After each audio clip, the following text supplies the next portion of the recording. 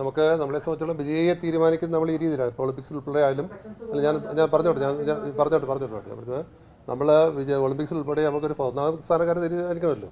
അപ്പോൾ നമുക്ക് ഈ തീർച്ചയായിട്ടും നമ്മളിപ്പോൾ PT ഉഷയുടെ കേസ് എടുക്കുകയാണെങ്കിൽ നമ്മൾ പണ്ട് 84 സെക്കൻഡിൽ 100 സെക്കൻഡ് ചാമ്പ്യൻ. അപ്പോൾ അങ്ങനെ നമ്മൾ ഈ കാലഘട്ടത്തിനനുസരിച്ച് നമ്മളൊരു വിജയിയെ പ്രഖ്യാപിക്കണമെങ്കിൽ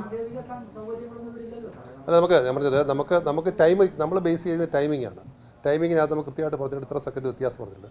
0.785 0.78. അപ്പോൾ 0.785 എന്നൊരാൾ നിൽക്കുമ്പോൾ 0.79 വിജയിക്കായിട്ട് പ്രഖ്യാപിക്കാൻ പറ്റത്തില്ലല്ലോ. അങ്ങനെ അത് വീണ്ടും ഗുരുതരമാവും.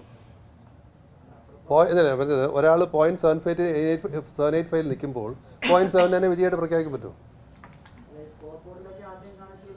അല്ല, അത് പറഞ്ഞത് നമ്മളത് 0.7 ശേഷമാണ് കൂടുതൽ ക്ലാരിറ്റിക്ക് പോയത്. അപ്പോൾ ഒന്ന് പറഞ്ഞു നിർത്തോട്ടെ. 0.79 കാണിച്ചു, രണ്ടുപേരും 0.7 കാണിച്ചു, അതിന് ശേഷമാണ് കൂടുതൽ ക്ലാരിറ്റി 0.785 വന്നത്. അപ്പോൾ ഒരു കറക്ഷൻ ഫാക്ടറാണ് വന്നേക്കുന്നത്. അപ്പോൾ നമുക്ക് അതിനകത്ത് പറഞ്ഞപ്പോൾ ഈ 0.785 വന്നപ്പോൾ നമുക്ക് പിന്നെ പറയാൻ പറ്റില്ല 0.79 ജയിച്ചതെന്ന് പറയാൻ പറ്റത്തില്ല. അത് പിന്നെ വീണ്ടും ഒരു ഗുരുതര വിഷയങ്ങളിലോട്ട് പോകും. എന്ത് പറഞ്ഞു റോയ്?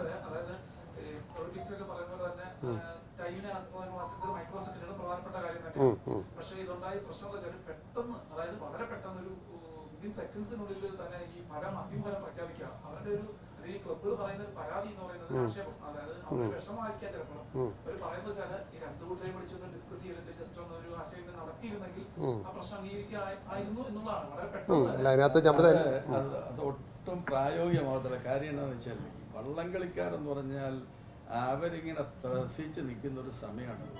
അവിടെ നമ്മളൊരു ചർച്ചയ്ക്ക് വേണ്ടി പോകുക എന്ന് പറഞ്ഞാൽ അവിടെ വലിയ അലങ്കോലമായിരിക്കും പിന്നെ നടക്കാൻ പോകുന്നത്. നമ്മൾ നോക്കുന്നത് എന്താ?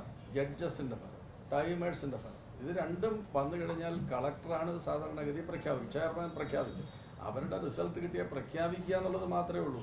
അവരോട് കൂടിയാലോചനയ്ക്ക് പോയാൽ അവിടെ പിന്നെ ഒരു തീരുമാനത്തിൽ എത്താൻ പറ്റത്തില്ല. അതിൽ മാത്രമല്ല നമുക്കുള്ള പ്രശ്നം നമുക്കുള്ള പ്രശ്നം നമ്മൾ ഈ 0.79 ആദ്യം കാണിച്ചു, നമ്മുടെ വീഡിയോ വാൾ ഉൾപ്പെടെ 0.785 കാണിച്ചു. അപ്പം നിങ്ങൾ ഉൾപ്പെടെ എല്ലാവരും ഇത് ടെലികാസ്റ്റ് ചെയ്തുകൊണ്ടിരിക്കുക, ലോകം മൊത്തം കണ്ടുകൊണ്ടിരിക്കുക. അപ്പോൾ പിന്നെ നമ്മൾ 0.785 മാറ്റി നിർത്തിക്കൊണ്ട് 0.79 അങ്ങനെ ഇത് ചെയ്തെന്ന് ചോദിച്ചാൽ നമുക്ക് ഉത്തരവില്ലാതായി പോകും. അത് കൂടുതൽ വിഷയങ്ങളോട്ട് പോകും കാര്യങ്ങൾ.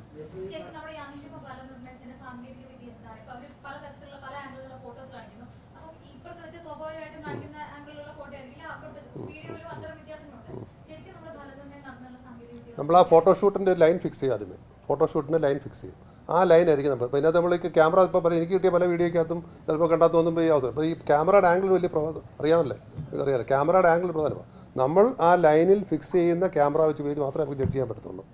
ആ ലൈൻ ഫിക്സ് ചെയ്ത ക്യാമറ അതിനകത്ത് ഒരു 1/2 സെൻറ്റിമീറ്റർ മാറി, അല്ലെ 2 സെൻറ്റിമീറ്റർ മാറിയിരിക്കുകയാണെങ്കിൽ ഇതിൻ്റെ വ്യത്യാസം ഫീൽ ചെയ്യും.